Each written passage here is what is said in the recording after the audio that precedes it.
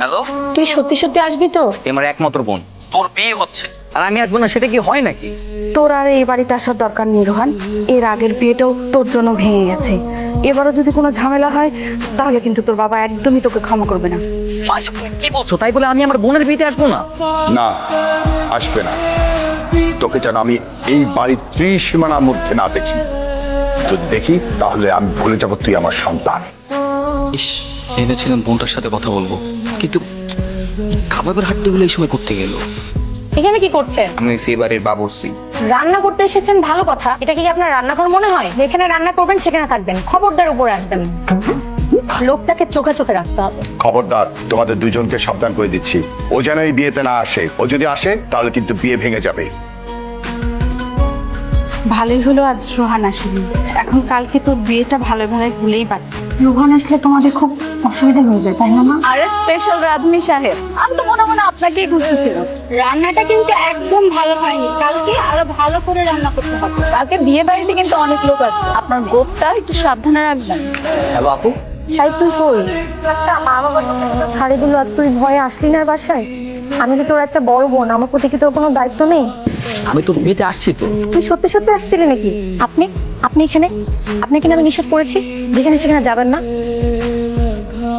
রোহান, তুই তার মানে তখন তুই আমার সঙ্গে রুমে দেখা করতে গেছিলি? তুই আমাকে চিনতেই পারিসনি? কাজী সাহেব এলেই কিন্তু আমরা বিয়ের কাজটা শুরু করতে পারি। তুই এটা কোত্থেকে পেলি? যদি কেউ দেখে ফেলতো? আমি দেখেছি। আপনি পাশের রুম থেকে কি চুরি করে নিয়ে এসেছেন? ভাবি, আমি নিজের চোখে দেখেছি উনি পাশের রুম থেকে কি জানি চুরি করে নিয়ে এসেছে। আচ্ছা মোহনা, শোনো, তোমার সাথে আমার কিছু জরুরি কথা আছে। রোহান কোনো বাবুর্চি না, ও আমার আপন ছোট ভাই। যে ভাই জেল খেটেছিল, যে ভাইয়ের কারণে আপনার বিয়েতে ঝামেলা হয়েছিল, উনি সেই ভাই? কাউকে কিছু বলবেন না? সমস্যা নেই, আমি কাউকে কিছু বলবো না।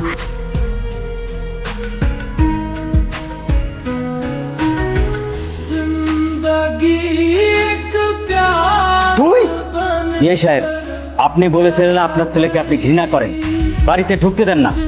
এখন আমি এটা কি দেখছি? তুই কোন সাহসে আমার বাসার ভিতরে ঢুকেছি? বোনের বিয়ের জন্য বাবা। ওর জন্য তোকে এই বাসায় ঢুকতে আমি নিষেধ করেছি না? আমার কথা তোর কানে যায় না? একমাত্র বোনের বিয়ে তো, তাই না এসে পারিনি। তার কেনই ডাকছো না বাবা? আমি তো কোনো অন্যায় করিনি।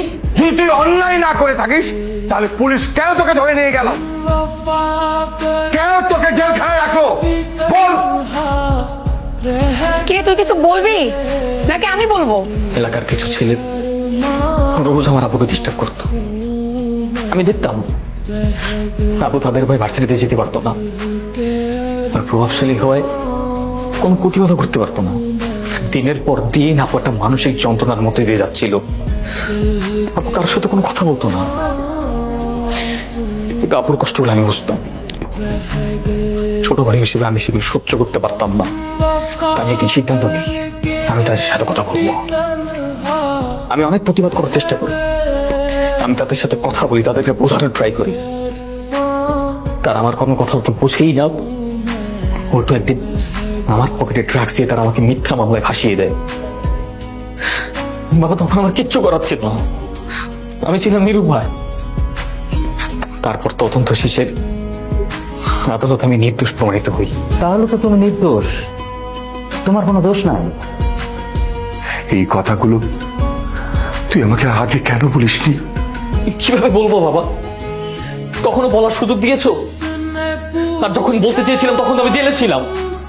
আমি কতবার তোমাদের ডেকেছি, কতবার তোমার সাথে কথা বলতে চেয়েছি, কখনো তো শুনুনি। বাবা তুমি তো সবসময় ছিলে তোমার অহংকার আর দিমাগ দিয়ে, তোমার মান সম্মান ইজ্জত টাকা পয়সা নিয়ে। তুমি না আমাকে বুঝতে চেয়েছো না আমাকে শুনতে চেয়েছো।